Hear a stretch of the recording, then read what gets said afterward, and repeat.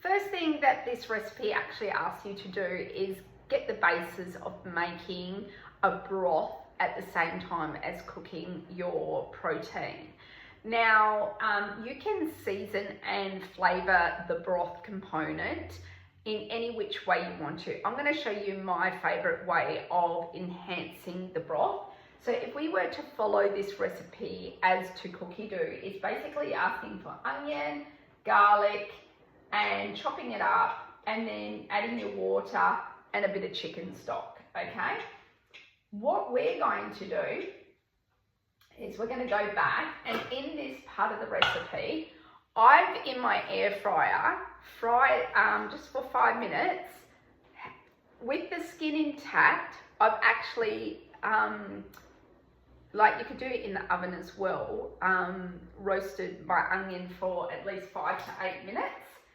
And keep it with the skin on, okay? What I've also done is I've got a little bit of garlic and I've left it in its skin. I'm putting a bit of chilli, and because I've roasted this in the air fryer, it's actually made it more sweeter, okay, than having fresh chilli.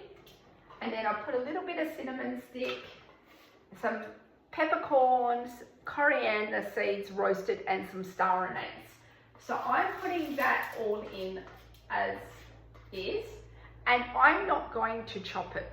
So you probably can tell from now, and if you haven't watched any of my other masterclasses in the Thoughtful Pantry, we are absolutely pho lovers. So I'm actually doing the basis of my broth already with the aromatics that I would use in my first soup.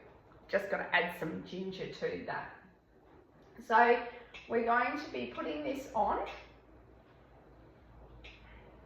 adding our water. It's 800.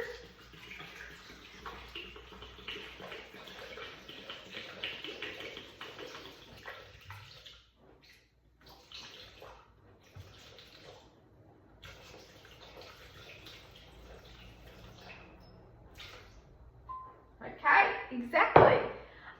Just to let you know, you don't have to, if you've got like fructose sensitivities, this is a great way of doing it because you can take the onion out and you don't have to have all the onion components in there as well. The other thing too is if you wanted, you could even flavour with a flavoured broth with Italian, like with tomatoes and basil, put veggie stock or put mushrooms. You could chop that out. Don't just stick within the confinements.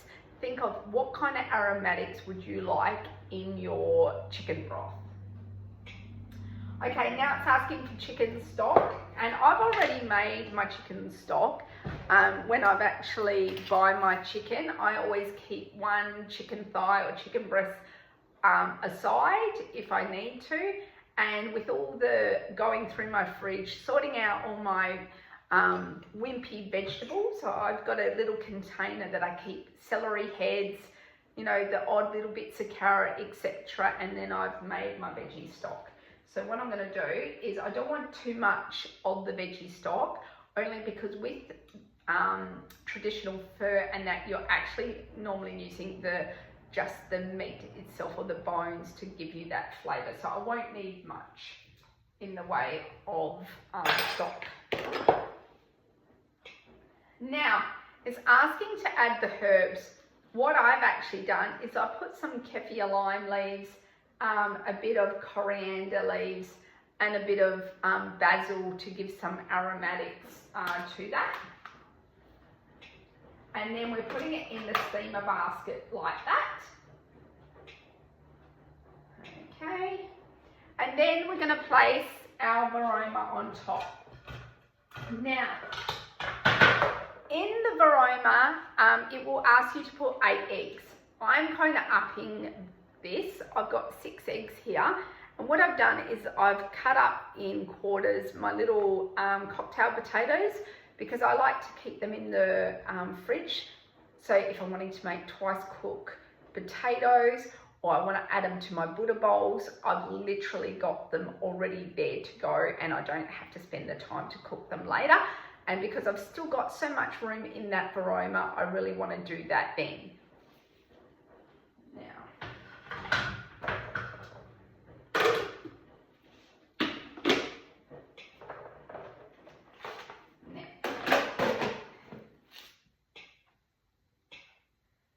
So that's going on for 15 minutes, and then we'll come back, and in the next module or the next lesson, we're going to show you how we do our salmon.